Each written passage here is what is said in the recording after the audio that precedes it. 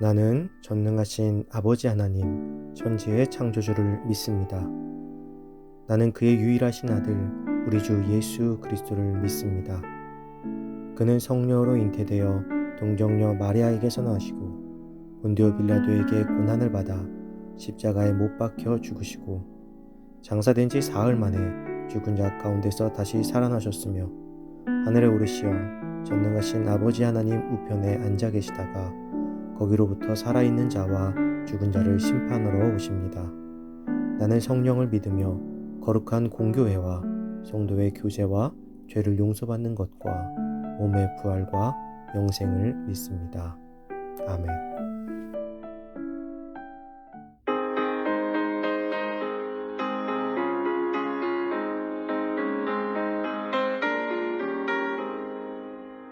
나의 사랑하는 지 비록 헤어졌으나 어머니의 무릎 위에 앉아서 재미있게 듣던 말 그때 일을 지금도 내가 잊지 않고 기억합니다. 귀하고 귀하다 우리 어머니가 들려주시던 재미있게 듣던 말 이 책 중에 있으니 이 성경심이 사랑합니다. 옛날 용맹스럽던 다니엘의 경험과 유대 임금 다윗 왕의 역사와 주의 선지 엘리야 바람 타고 하늘에 올라가던 일을 기억합니다. 귀하고 귀하다 우리 어머니가 들려주시던 재미있게 듣던 말 이 책 중에 있으니 이 성경심이 사랑합니다.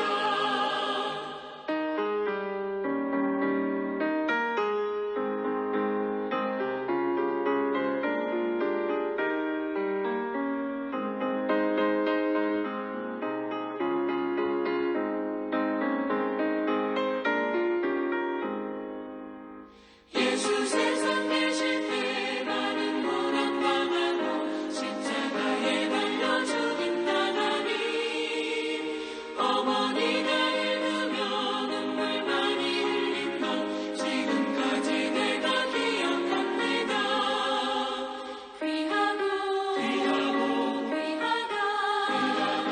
우리 어머니가 들려주시던 재미있게 듣던 말 이 책 중에 있으니 이 성경심이 사랑합니다.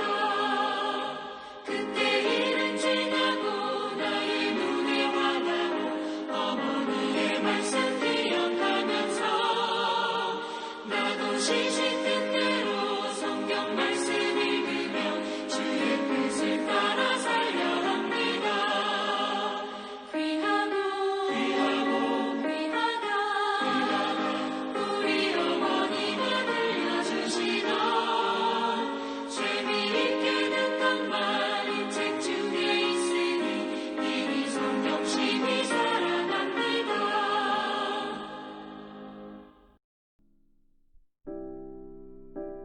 오늘 하나님께서 우리에게 준 말씀은 출애굽기 20장 12절입니다.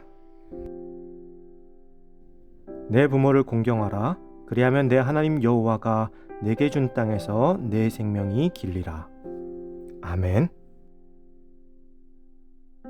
내 부모를 공경하라는 제목으로 오늘 말씀 나누겠습니다.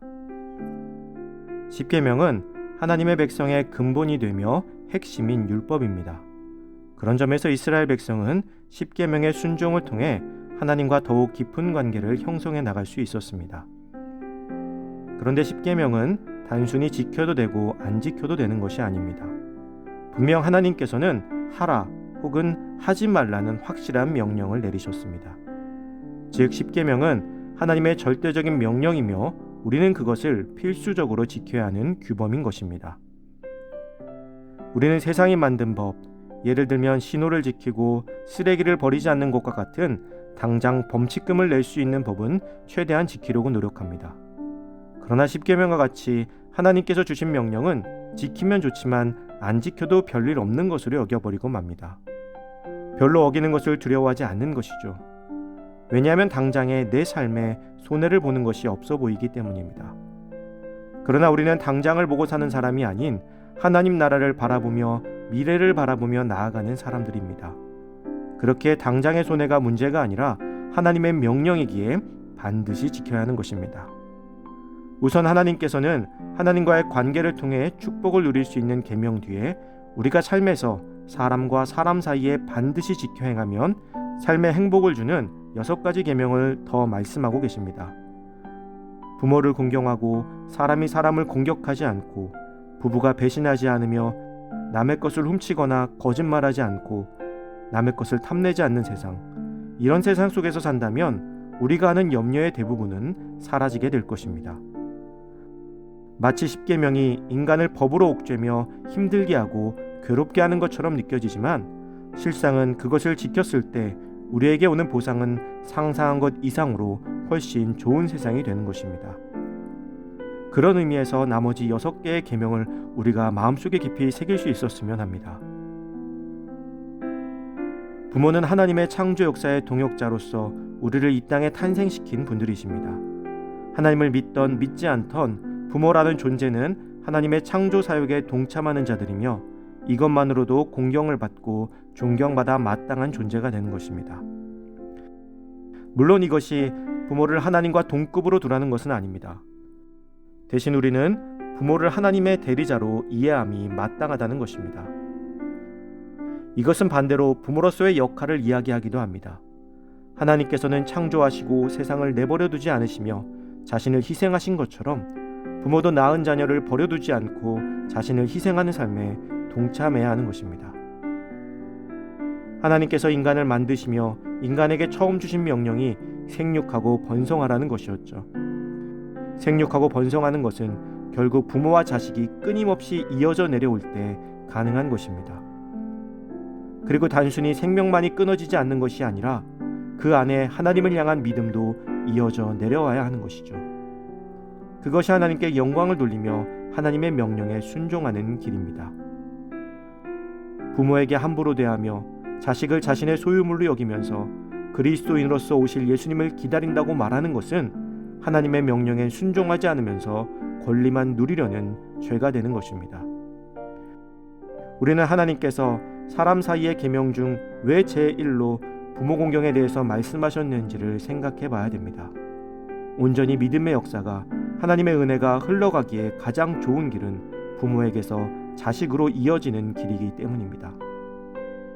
사랑하는 성도 여러분, 자녀로서 또 부모로서 하나님의 말씀을 가슴 깊이 새기며 하나님의 창조의 역사가, 하나님의 은혜가 자연스럽게 흘러갈 수 있도록 최선을 다하는 우리의 삶이 되기를 간절히 소망합니다.